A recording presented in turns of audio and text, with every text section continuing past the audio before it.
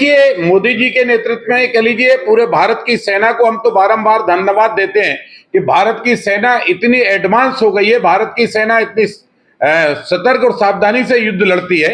हालांकि पहले भी भारत की सेना ने वीरता और बहादुरी के साथ युद्ध लड़े। हमने सर्जिकल स्ट्राइक करके पाकिस्तान को बता दिया था कि औकात में रहे।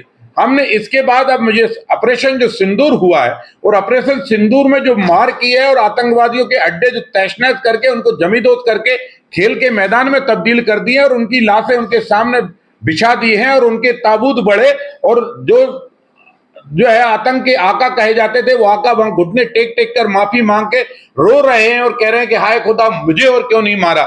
वक्त आने दे बेटा, तुझे भी मारा जाएगा।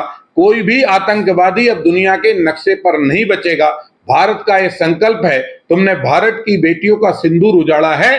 भारत अब आतंकवादियों को तहस नहस करके अपनी बेटियों का, अपने हिंदुस्तानियों का अपमान का बदला लेगा।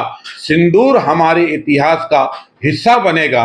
सिंदूर के बारे में या सर्जिकल स्ट्राइक के बारे में, भारत के शौर्य के बारे में, भारत के सेना के पराक्रम के बारे में भारत के स्कूल कॉलेज में भी पढ़ाया जाना चाहिए। सेना से आम आदमी का सीधा संवाद हो और सेना की गतिविधियां आम आदमी की नजरों में आए, जिससे तथाकथित लोग जो सेना के बारे में उल्टे सीधे कमेंट्स करते हैं उससे भी जनता ये मुंहतोड़ जवाब दे सके कि मुझे मेरी सेना पर गर्व है, मैं अपने सेना पर फक्र करती हूं और जहां ही सेना मिले, जहां सैनिक मिले, उसको देखकर जय हिंद बोलो।